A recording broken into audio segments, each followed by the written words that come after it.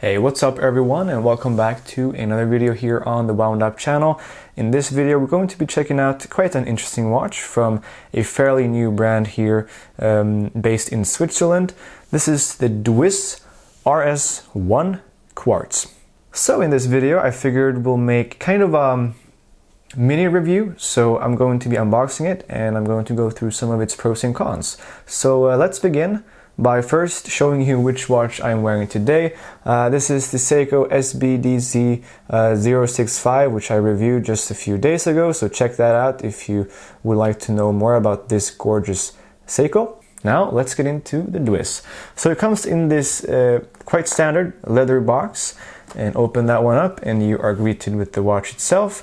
And of course, as I've had it for some time now, you do also have the loose link pieces here, and then here we have your warranty and the manual for the watch. So now let me just get the watch out. There we go.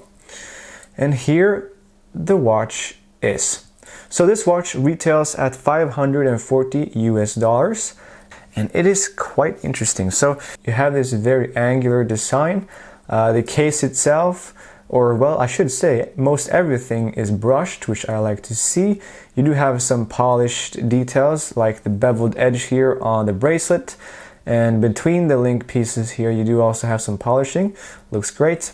And of course also on the bezel. So while it's mostly a brushed watch, it also has some nice polished details, which I do appreciate. This watch is 40 millimeters in diameter and it's just 8 millimeters thick, which is quite fantastic for you guys out there who like thin watches. And that is partly thanks to a small quartz movement, in this case the Ronda 714, which is a 5 jewel movement, Swiss made, and it performs very, very nicely. That's not to say it's some kind of super advanced movement, but it does what it's supposed to do very well. We have sapphire glass here with anti-reflective coating. And the watch is 100 meters water resistant. However, it does not have a screw-in crown. This is just a normal pull-out crown. So there you have that.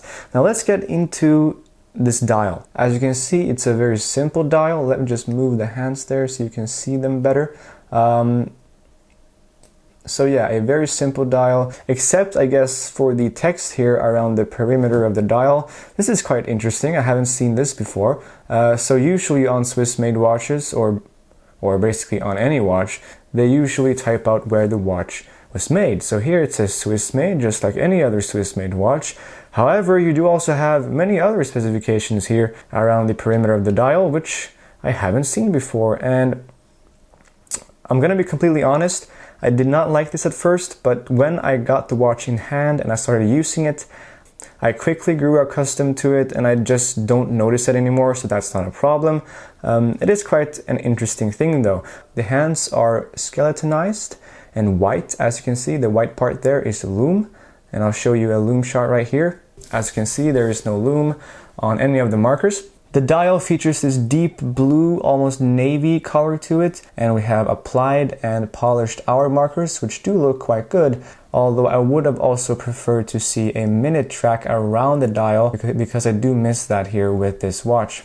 Oh, and also the date is at 3:30, or well, not even that, it's slightly above 3:30, which I think just looks very, very weird. In my honest opinion, they should have either just skipped the date altogether or moved it to 6 o'clock or 3 o'clock, because this just looks weird. The case is very interesting. As you can see here, the lugs, they do angle down here a bit. It looks quite cool actually. I have never seen a lug design like this before. The case, as you can see, very thin. You do have a signed crown. We have just a normal case back.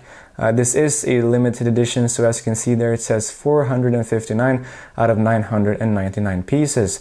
And in terms of the other text here, you also have some basic specifications about the watch, such as the fact that it is a quartz watch. Also, you have a Latin quote here, Veni Vidi Vici, I think it says.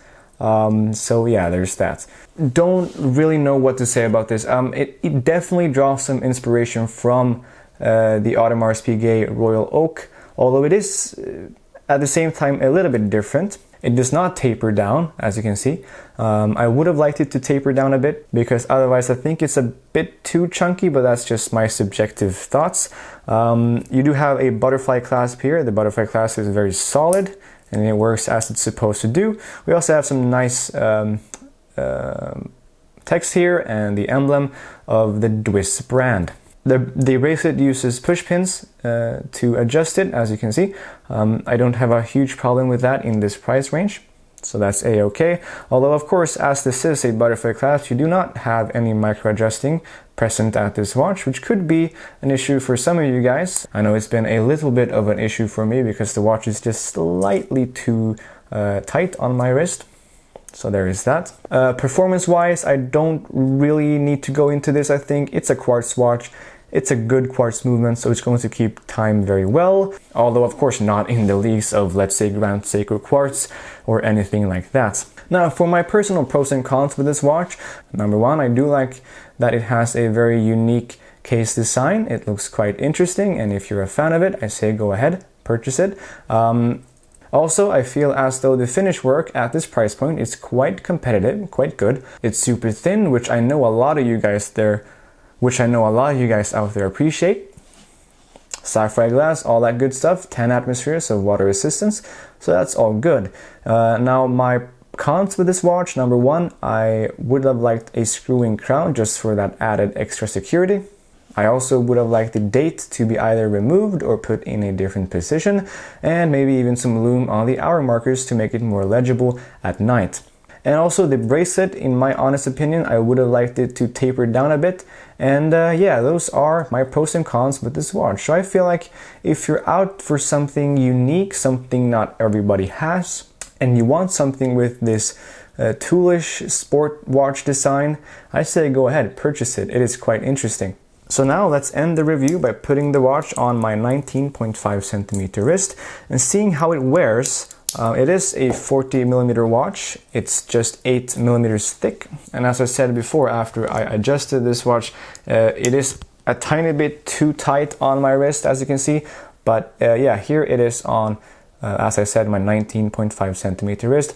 I think it wears quite nicely. It kind of disappears on the wrist because it's very thin, so it doesn't get in the way of anything, so that's all perfect.